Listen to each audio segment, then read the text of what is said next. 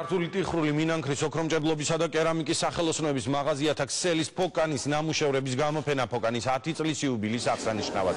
ექსპოზიცია რედისონში გამოიფინა. გამოფენის საპატიო სტუმარი იყო სრულიად საქართველოს კათოლიკოს პატრიარქი, მცხეთა თბილისის მთავარეპისკოპოსი, ბიჭვინთისა და ცხუმა-აფხაზეთის მიტროპოლიტი უწმინდესი და უნეტარესი ილია მეორე. გამოფენაზე წარმოდგენილი იყო 10 წლის განმავლობაში შექმნილი ნამუშევრები, როგორც კერძო კოლექციებიდან, ასევე საქართველოს ტერიტორიაზე არსებული ეკლესია-მონასტრებიდან. სამკაულების გარდა ექსპოზიციაზე გამოიტანეს მინანქრით, მიკრომოზაიკითა და ძვირფასი თვლებით მორთული ნივთები და ხელით მოხატული ფაიფურის ჭურჭელი. პატრიარქმა სიტყვით გამოსვლისას ფოკანის დამფუძნებლებს მიმართა თხოვნით, რომ პროდუქციის ღირებულება საქართველოში მომხმარებლის შესაძლებლობას შეეფერებოდეს.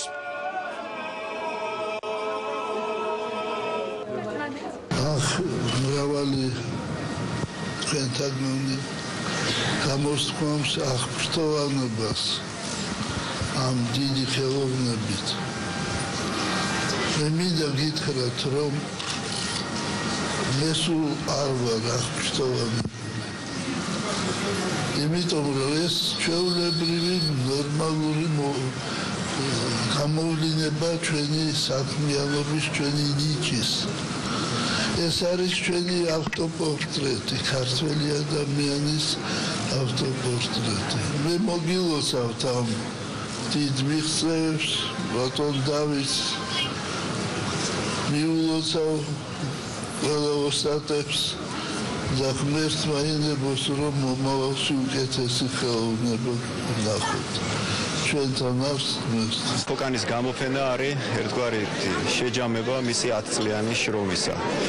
10 წლიანი თავდადებული შრომისა იმ მხატვრებისა და ოქრომჭედლებისა და მხატვრებისა, რომლებიც მოღვაწეობენ ფოკანში, რომლებიც არიან საეროპირნი, ასევე სასულიერო მონაზონი. ეს არის სერიოზული კომპანია, რომელიც ძალიან კარგ საქმეს აკეთებს, იმიტომ რომ ფაქტურად არის იმ 4 მსოფლიოში არსებულ 4